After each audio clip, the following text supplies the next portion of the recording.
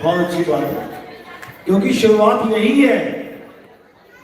कबीर साहब से बड़ा विरोधी मंदिरों का, मूर्तियों का कोई भी ना था।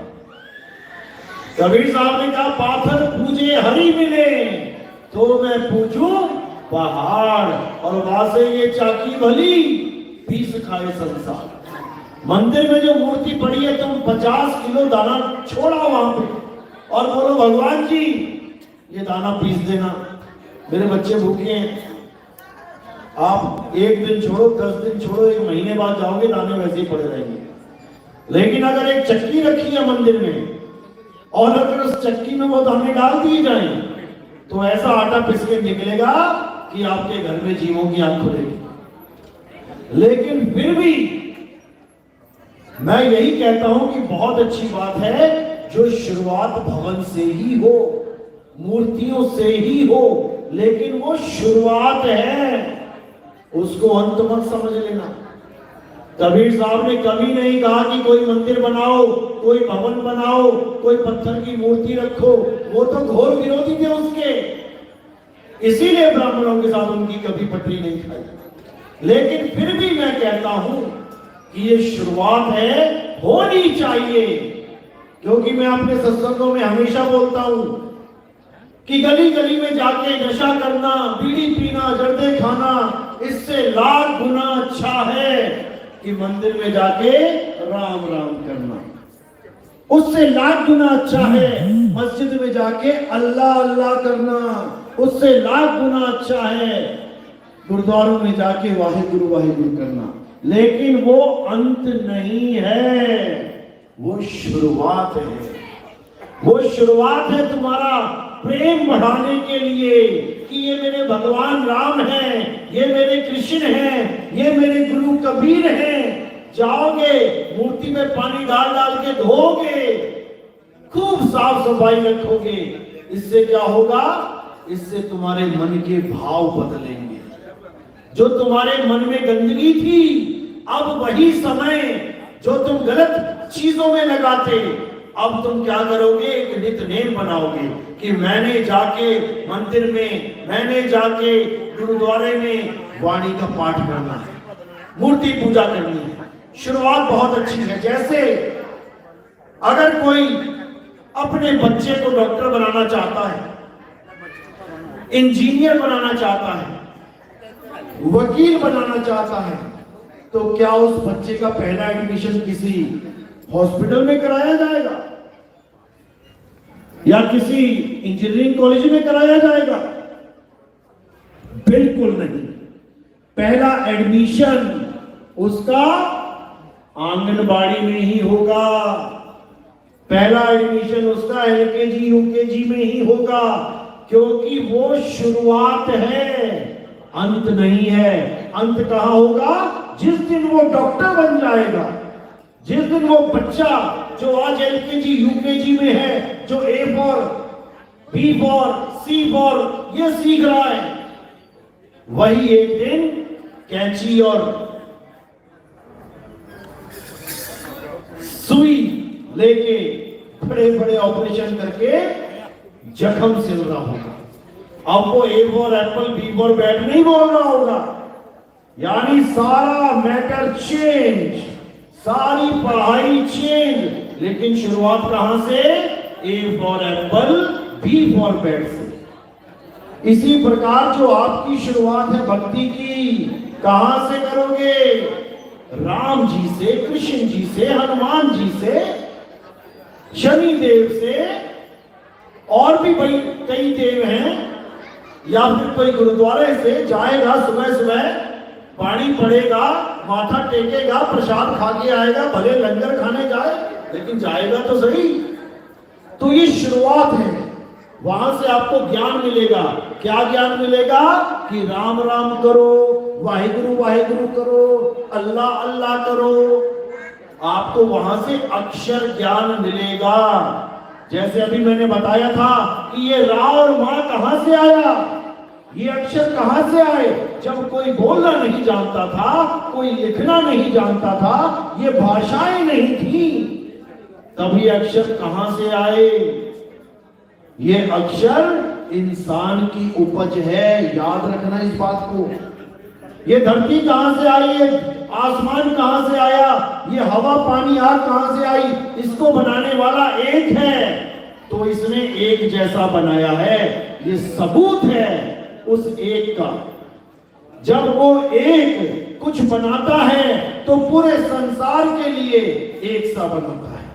उसने आसमान बनाया, क्या भारत वालों के लिए अलग बनाया या मुसलमानों के लिए, पाकिस्तान वालों के लिए और देश वालों के लिए? सबके लिए एक बनाया। जब उसने पानी बनाया तो क्या सबके लिए अलग अलग बनाया कि ये देश वाले ये पिएंगे, वो देश वाले वो पिएंगे?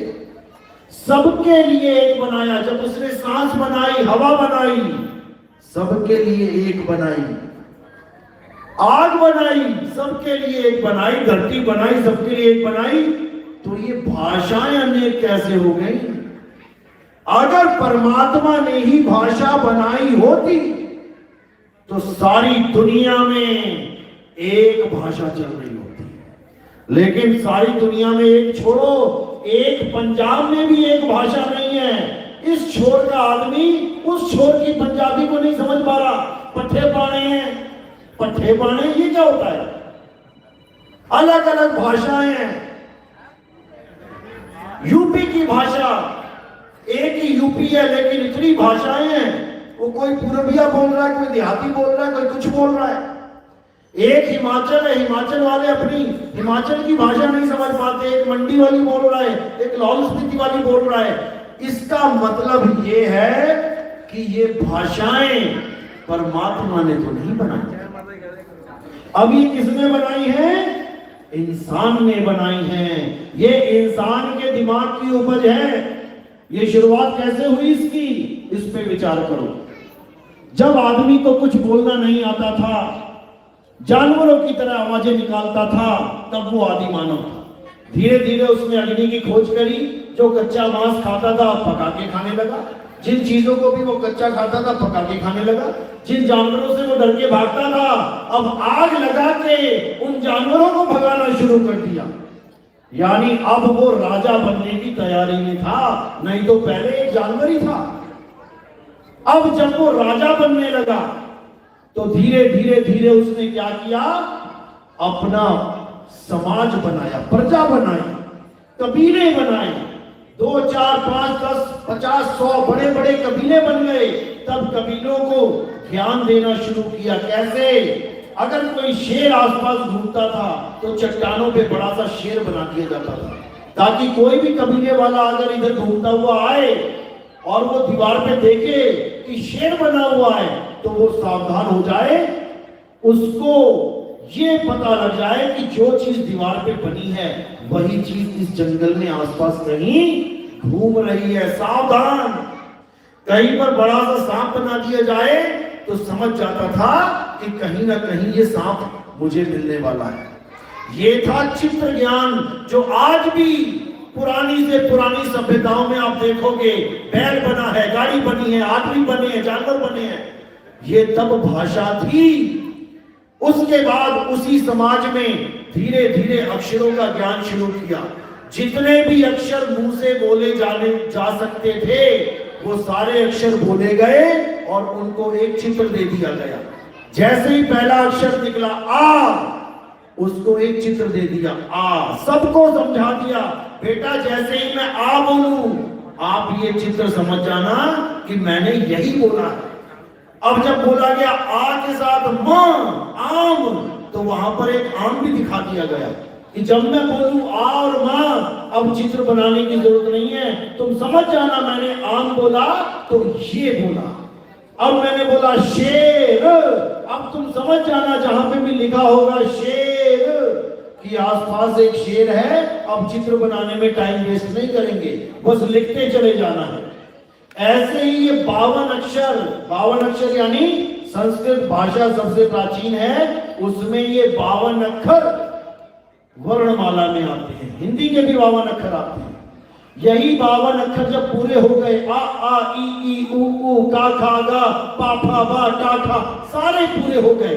अब इन्हीं 52 के अक्षर से सारी दुनिया में जो भी तुम्हें दिख रहा है उसका नाम रखना शुरू कर दिया गया और पूरे समाज के बच्चों को, बूढ़ों को, जवानों को बुला के रटवा दिया गया कि मैं बोलूं चप्पल तो ये है चप्पल, पानी का गिलास मत ले आना उठा के। मैं बोलूं कलम तो कमल मत उठाना, कमल नहीं बोला है, कलम बोला है। तो ऐसे ही अक्षर ज्ञान सबके दिमागों में भर दिया गया, अपने अपने देशों में, अपनी अपनी प्रांतों में। इसीलिए जिसके दिमाग में जो अक्षर आया, अंग्रेजों के दिमाग में जल नहीं आया पानी को देख के, उनके दिमाग में आया वाटर। तो उन्होंने अपने सारे समाज को बता दिया कि बेटा जब मैं वाटर बोलूं तो तुम पानी का गिलास लेके आना। यही आदि मानव जब पढ़ने लिखना शुरू कर दिया तो इसको अक्षर का ज्ञान हो गया। आज भी हमारे बच्चे आदि मानव से कम नहीं है, वो भी यही पढ़ने जाते हैं स्कूलों में। का से कबूतर, तो का भी दिखाया और कबूतर लिखा भी दिखाया और कबूतर चित्र भी दिखाया। यही ज्ञान आज हम अपने बच्चों को बांट रहे हैं सारी दुनिया में। अगर ये ज्ञान खत्म कर दिया जाए, बेसिक नॉलेज, तो झगड़ा कर करके मर जाएंगे कि इस चीज का नाम क्या है।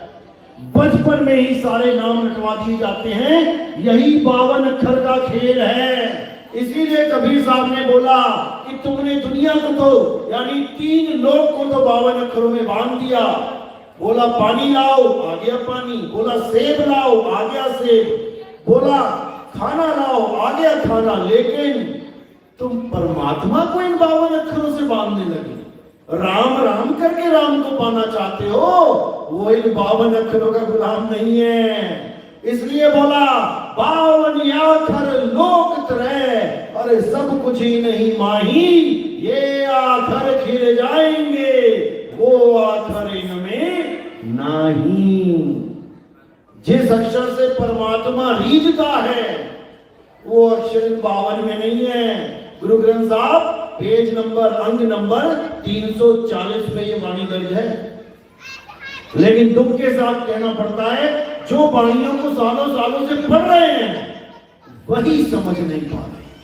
अब वाणी क्या कहती है गुरु ग्रंथ साहब में अंग नंबर 336 पे, अरे 52 आखर जोरे आन और सकिया ना अक्षर एक पहचान।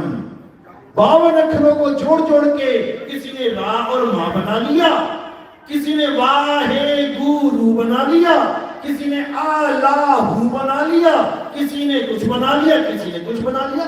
अब झगड़ा कर रहे हैं सारे, मेरा राम बड़ा, मेरा वाहेगुरु बड़ा, मेरा अल्लाह बड़ा। राम अल्लाह वाहेगुरु का भेद नहीं पता कि वो है क्या, किसी ने कभी देखा नहीं। लेकिन केवल अक्षरों की दौड़, अक्षरों का झगड़ा। अल्लाह वाला राम कहने को पाप मानता है, राम वाला अल्लाह से नफरत करके बैठा है, जबकि अल्लाह वाहेगुरु राम ये सब एक हैं। लेकिन हमने इसको एक नहीं समझा, इसलिए झगड़ा हो रहा है। पानी को तुम जल कहो, वाटर कहो, नीर कहो, टोए कहो, कुछ भी कहो, वो एक है। लेकिन हमने झगड़ा कर लिया कि नहीं, पानी बड़ा है, जल छोटा है, वाटर बड़ा है, नीर छोटा है, रखते रहो सारी उम्र। परमात्मा ये देख के हंसता होगा कि कैसे लोगों के हाथों में मेरा नाम चल रहा है। माला भी फेर रहे हैं और साहिब कह रहे हैं माला फेरत जग भोया, मिटाना मन का फेर और कर का मन का छोड़ के मन का फेर। ये माला फेरनी छोड़ दो। माला फेरने का मतलब क्या है? यानी राम राम, वाहेगुरु वाहेगुरु, अल्लाह अल्लाह, ये सब करना छोड़ दो। अगर ये नहीं छोड़ोगे तो वो चीज नहीं मिलने वाली। जैसे ये पानी, अगर मुझे प्यास लगी और मैं पानी पानी जपने लग जाऊं, कभी गला गीला होने वाला नहीं है। मुझे पानी बंद करना पड़ेगा बोलना और पानी शुरू करना पड़ेगा पीना, तब मेरा गला गीला हो। तो यही साहिब ने बोला 52 अक्षर जोरे आन, सकिया न अक्षर एक पहचान। सत का शब्द कबीरा का है, और पंडित होए सो अनपढ़ है। पंडित जन को यो व्यवहार और ज्ञानवंत को तत्व विचार। कहे कबीर जाकी जैसी बुद्धि होई, कहे कबीर जानेगा सोई। जिसकी जैसी बुद्धि होगी वो परमात्मा के नाम को वैसे ही जानेगा। किसी को राम से नाम से प्रेम है, किसी को अल्लाह के प्रेम से। गुरु ग्रंथ साहब में लिखा है कोई बोले राम राम कोई खुदाए, कोई सेवे गुसैया कोई अलाए। लेकिन आज तक क्या किसी गुरुद्वारे पे अल्लाहू अकबर लिखा देखा? नहीं देखा। क्यों नहीं देखा? क्योंकि अभी भी अक्षरों में उलझे हैं कि वाहेगुरु लिखेंगे तो ठीक है, अल्लाहू लिख दिया तो ठीक नहीं है। जबकि जिसको पढ़ रहे हैं, जिसको गुरु कह रहे हैं, उस गुरु ग्रंथ में तो लिखा है। लेकिन गुरु ग्रंथ में ही लिखा है, तुम नहीं लिख सकते। क्यों? अक्षरों का ही झगड़ा है। क्योंकि इंसान बुद्धि वाला था, इसलिए उसने अक्षर बना दिए। अब अक्षर बनाए थे दुनिया की चीजों के लिए, अब क्या करने लगा वो? खुद को महान बनाने के लिए उसने जातियों के भी नाम रख दिए। राजपूत, ये राजपूत कहां से आया? उन्हीं 52 अक्षरों में से 52 अक्षर खत्म कर देता हूं। बताओ राजपूत का रा कहां से आएगा? ब्राह्मण, ब्राह्मण, ब्राह्मण का बा कहां से आया? उन्हीं 52 अक्षरों से। वैश्य कहां से आया? उन्हीं 52 से। शूद्र का शाह कहां से आया? उन्हीं 52 में से। तो अपने आप को इन्हीं 52 के द्वारा ऊंचा कर लिया। मैं तो ब्राह्मण हूं, मैं तो राजपूत हूं। अरे ये 52 अक्षर खत्म कर दे तो तुम ना तो ब्राह्मण ना तो राजपूत हो, फिर तुम क्या हो? केवल एक इंसान का चोला धारण किए एक मालिक का जीव अंश हो, इससे ज्यादा कुछ भी नहीं हो। भूल जाओ कि तुम सिख हो, भूल जाओ कि तुम्हारी कोई जात है। ये सारी जात पात धर्म देश जितने भी नाम हैं, भगवानों तक के नाम केवल इस 52 अक्षर की वजह से है। तो साहिब ने साफ बोला 52 अक्षर जीव आधारा, आदि अक्षर जीव्या से न्यारा। वाही को सत सिमरण कहिए, सिमर सिमर नर उतरो पार। कोई कहे कि मैं वाहिगुरु वाहिगुरु वाहिगुरु कर लूंगा, पार हो जाऊंगा, कभी नहीं हो सकता। क्योंकि वाहिगुरु भी 52 अक्षरों में है। जीभ से बोला जाता है, लिखा जाता है, पढ़ा जाता है। लेकिन असल में वाहिगुरु कौन है? जिसको प्राप्त करने पर मुंह से अपने आप निकले वाह। जब नानक साहब को उस शब्द की प्राप्ति हुई, जब शब्द गुरु की प्राप्ति हुई, तब उनके मुंह से निकला वाह। यानी पहले वस्तु मिली, उसके बाद मुंह से कुछ निकला उसकी उपमा के लिए। जैसे आपको किसी ने रसमलाई खिलाई और रसमलाई खाती आपके मुंह से निकला वाह, क्या बात है, किसने बनाई है? तो पहले खाई तब मुंह से निकला। लेकिन यहाँ पे क्या हो रहा है? खाया पिया कुछ नहीं और कह रहे हैं वाह वाह वाह वाह। वो सोच रहे हैं वाह वाह करने के बाद रसमलाई मुंह में जाएगी। बिल्कुल उल्टी कहानी। जैसे आह और वाह ये दो सांकेतिक ज्ञान है। जब हमें कोई खुशी मिलती है तो हमारे मुंह से ऑटोमेटिकली निकलता है वाह। जैसे अभी एमएलए साहब आए तो लोगों ने कहा वाह एमएलए साहब आ गए। और अगर चलते चलते पैर में मोच आ जाए तो क्या निकलेगा? आह। ये दोनों सांकेतिक ज्ञान है। अब तुम्हारे पास चोट तो तुम्हें लगी नहीं और तुम कहने लग जाओ आह आह, तो क्या बनेगा? कुछ नहीं बनेगा। इसी प्रकार नानक साहब कहते हैं पहले शब्द को प्राप्त करो। ये वाह तो अपने आप सारी उम्र निकलता रहेगा, इसको जपना नहीं है भाई। लेकिन समझ में नहीं आता। क्यों? क्योंकि हमारी सोच वही हो चुकी है जो धर्म के ठेकेदारों ने बना दी है।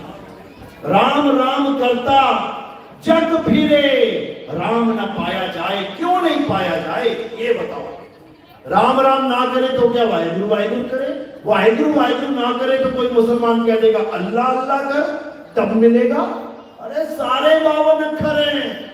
अब करना क्या है? नानक साहब क्या कहते हैं? अखा वाजो देखना, बिन कन्ना सुनना, पैरा वाजो चलना, बिन हथा करना, अरे जीवा वाजो बोलना। वाहिगुरु वाहिगुरु नहीं करना, राम राम नहीं करना, बिना जीव के बोलना। यूं जीवित मरना, नानक हुक्म पछाण, तो जा खसने मिलना। जब तक उसका हुक्म नहीं तुमने समझ लिया, तब तक वो मिलने वाला नहीं है। क्यों नहीं है? क्योंकि तुम गलत जगह ढूंढ रहे हो। तुम चीज तो ढूंढना चाहते हो, लेकिन तुम्हें कोई भेद बताने वाला नहीं मिल रहा कि मैं ढूंढूं कहां। वस्तु तो तुम्हारे पास है। अरे कस्तूरी कुंडल बसे, मृग ढूंढे वन माही, और ऐसे रमता राम है, ये दुनिया जाने नहीं। वो रमता राम कहां रमा हुआ है? अरे सब कुछ अंदर, बाहर नहीं, और बाहर खोजे परम तुलाही। सब कुछ तुम्हारे अंदर है।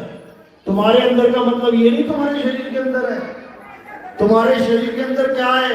हड्डी है, मांस है, गुर्दे हैं, दिल है, मज्जा है।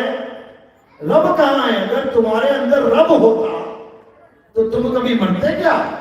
तुम्हारा शरीर कभी क्या रुक जाता चलते चलते? अगर परमात्मा किसी शरीर में आ जाए तो क्या वो शरीर कभी मर सकता है? कभी नहीं मर सकता। इसलिए परमात्मा तुम्हारे शरीर में नहीं है भाई, परमात्मा तुम्हारी आत्मा में है। तो नानक साहब क्या कह रहे हैं? अरे आत्म में राम, राम में आत्म, जीनस गुरुमुख विचारे। अगर तुमने अपने परमात्मा को ढूंढना है तो तुम्हें क्या ढूंढना पड़ेगा? पहले अपनी आत्मा को ढूंढो। तो साहिब कह रहे, अरे जब तक ना छीनोगे आत्म, तब लग ना मिली है परे परमात्म। आत्म छीने परमात्म छीने, संत कहावे सोए, और यह भेद काया से न्यारा, पूछे बिरला कोई। शरीरों में परमात्मा नहीं है। शरीरों में कौन है? जीव। जीव है शरीरों में, परमात्मा शरीरों में नहीं है। वो तो अचूर्णी सैपम। अचूर्णी क्या होता है? जो कभी किसी जून में ना आया हो, लेकिन सब ने उसको चूनी बना दिया। तुझ में भी है, मुझ में भी है, सब में है। फिर तो वो चूनी अजूनी रहा ही नहीं। अगर आत्मा भी अंदर है और परमात्मा भी अंदर है, यानी दो लोग अंदर है। जैसे उदाहरण देता हूं, बस का ड्राइवर देखा, कितने ड्राइवर होते हैं बस में? एक। ट्रक में कितने होते हैं? एक। कार में कितने होते हैं? एक। और हवाई जहाज में कितने होते हैं? दो। क्यों होते हैं? चलाना तो एक नहीं है ना। क्यों होते हैं? कारण क्या है? क्योंकि अगर बस वाला ड्राइवर है, उसका हार्ट फेल हो गया तो कोई ना कोई उठ के वहां जा बैठ के बस संभाल लेगा, कहीं स्टीयरिंग घुमा के कहीं किसी रेत के ढेर पे लगा देगा। कार वाला हो गया तो साथ वाला ब्रेक मार देगा। अब पायलट का आ जाएगा, वो अगर अकेले को, तो पीछे 400 बंदा बैठा है, उनका भी अटैक हो जाएगा। इसलिए पायलट दो होते हैं, और जो जो सामान पायलट का इधर है, वही गाड़ी चलाने का, हवाई जहाज चलाने का सामान इधर भी है। उसको उधर जाने की भी जरूरत नहीं पड़ती। कभी ड्राइविंग स्कूल वाली कार चलाई है? किसी ने कार सीखी हो? जो ब्रेक होती है वो दोनों तरफ होती है, तुमसे ना भी लगे वो टीचर लगा देगा तुम्हारा। तो इसी प्रकार हवाई जहाज में दो पायलट होते हैं। अगर एक कूद भी जाए तब भी दूसरा उस हवाई जहाज को चला के लैंड करा देगा। अब मान के चलो कि तुम्हारे शरीर के अंदर भी, यानी तुम्हारी शरीर एक गाड़ी है, गाड़ी में आत्मा भी है, परमात्मा भी है। किसी ने मुझे गोली मारी, आत्मा भाग के डर के मारे। अरे परमात्मा तो है, वो उस शरीर को लेके जाए ना कहां पे? क्यों नहीं ले जा पा रहा है? अगर आत्मा इस शरीर को छोड़ गई, जीव भाग गया डर के मारे, किसी ने गोली मारी, तो परमात्मा तो शरीर में है, वो इसको चला के दिखाए ना, नहीं चला सकता। क्योंकि कबीर साहब कहते हैं, 10 द्वारे का पिंजड़ा और कामे बोले कौन। रही पे को अचरज है और उड़ा सो अचरज कौन। 10 द्वारे का पिंजड़ा, ये 10 द्वारे का पिंजड़ा है ये शरीर। इसमें कौन रहता है? पिंजड़े में कौन रहता है? राजा। पिंजड़े में तो राजा नहीं सुना कभी। पिंजड़े में रहता है कैदी, तोता। तोता कैदी है पिंजड़े में। अब इस पिंजड़े से जब तोता निकल गया तो ये पिंजड़ा ढेरी हो गया। केवल तोते की वजह से, उस जीव की वजह से ये शरीर भागा भागा फिर रहा है। अब आपने बस ये समझना है कि तोता क्या है और पिंजड़ा क्या है। ये जितने भी दिख रहे हैं ये सब पिंजड़े हैं, और इस पिंजड़े में यानी शरीर में जो जीव बैठा है वो तोता है। अब इस पिंजड़े में जो तोता बैठा है वो ये सारी बातें बोल रहा है। जितने भी सुबह से लेकर शाम तक जो भी कुछ बोला जा रहा है वो तोते के द्वारा बोला जा रहा है, पिंजड़ा नहीं बोल रहा। जिस दिन ये तोता निकल गया उस दिन ये पिंजड़ा पड़ा रह जाएगा। तो हम तोता है या पिंजड़ा, हमने ये बात पे विचार करना है। हम हैं जीव और क्या चला रहे हैं? शरीर। हम शरीर नहीं हैं। गीता में क्या बोला? हे अर्जुन, तू और मैं ये शरीर नहीं है, तू और मैं आत्मा है, जिसको कोई शस्त्र काट नहीं सकता, अग्नि जला नहीं सकती, वायु सुखा नहीं सकती, जल भिगो नहीं सकता। वो है तू और मैं, ये शरीर नहीं है। तो जब हम शरीर नहीं हैं, इसका मतलब तोता पिंजड़ा नहीं है।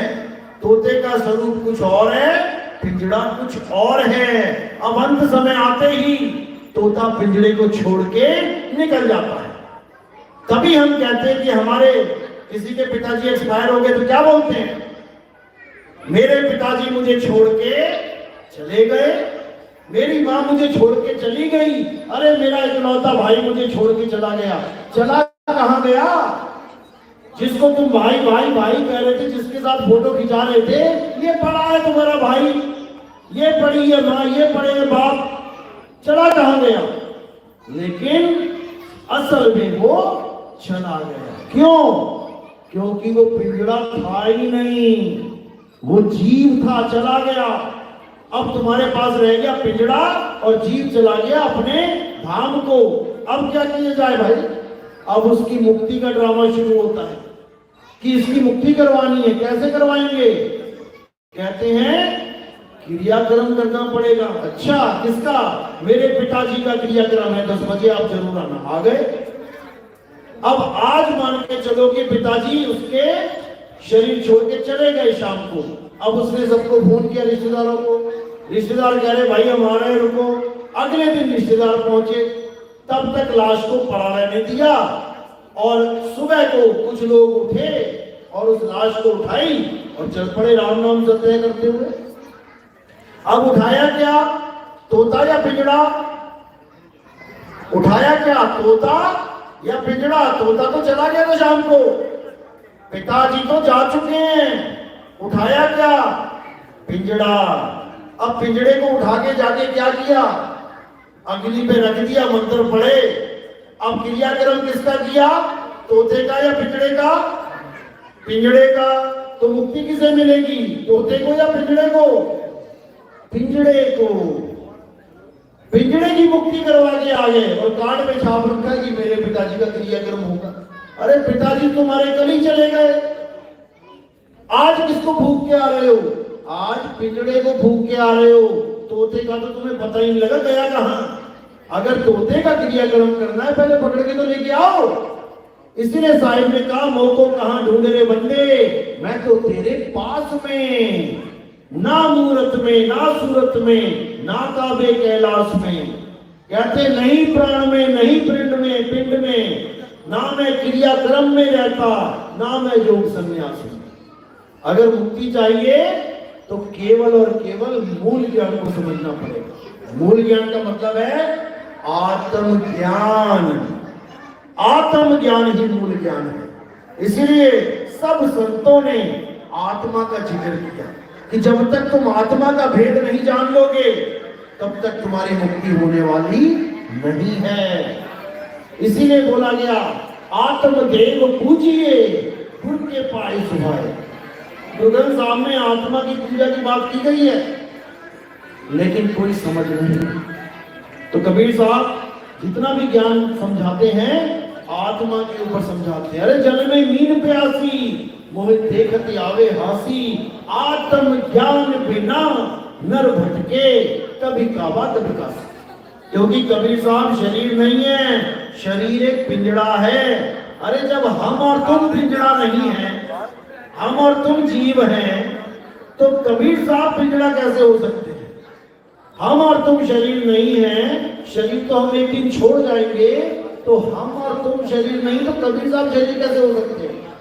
लेकिन हमें समझ में नहीं आ रहा, क्योंकि कबीर साहब आत्मदेव हैं।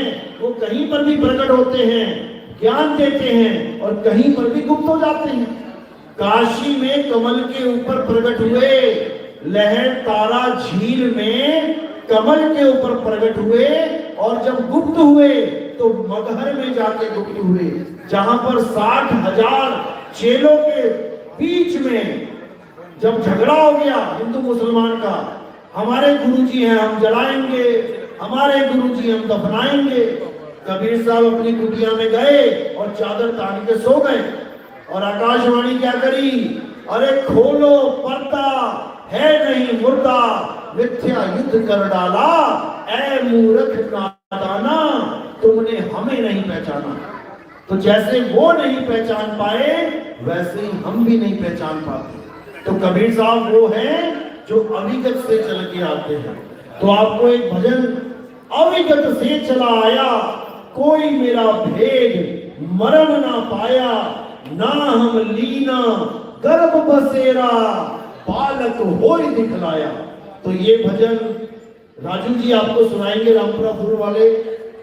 तो निवेदन है कि मालिक के चरणों में ये अरदास बंदगी लगाई जाए। बोलिए सतगुरु बंदी छोड़ सतगुरु सत्य कबीर साहिब की सदा ही जय हो। Satna Sahib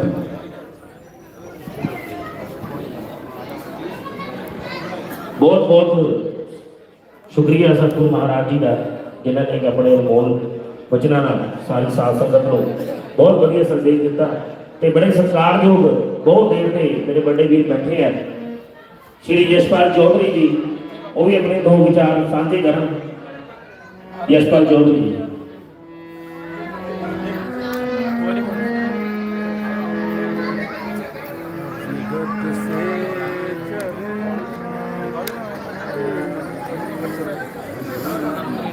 Thank you.